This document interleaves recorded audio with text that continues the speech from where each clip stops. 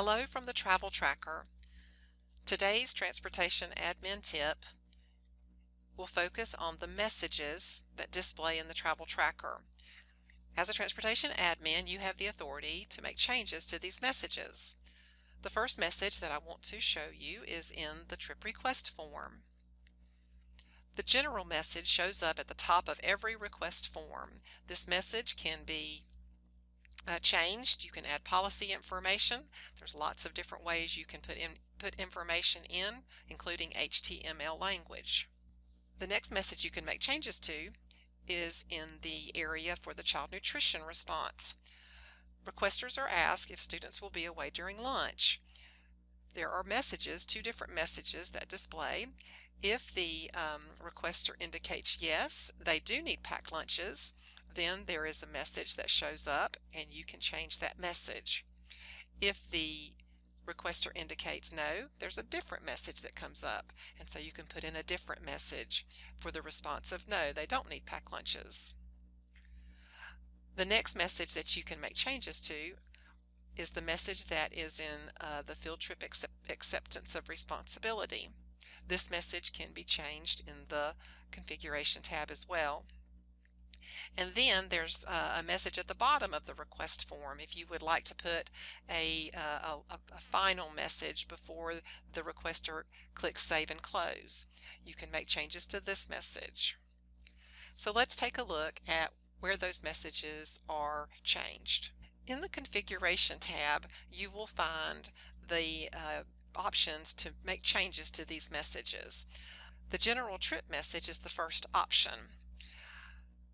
If you would like to make changes to the general trip message that shows at the top of every request form, simply type in the field at the top here. You can make any changes here. You can type in your message. If you would like to use HTML language, which will allow you to put links back to perhaps your web page or your website, you can put the HTML language in here and include links.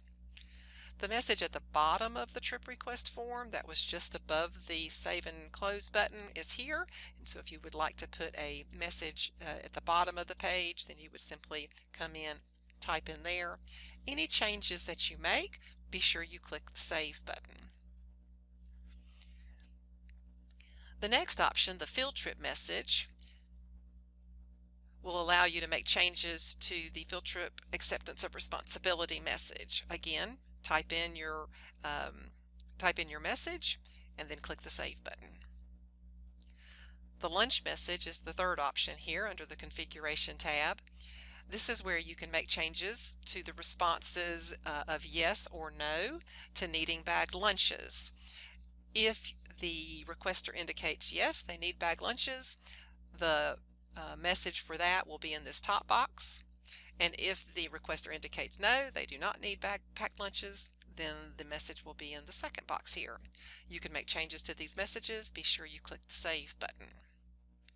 Now there are some other messages that are in the Travel Tracker. One of those is a request for quote message. That's the fourth option in your Configuration tab.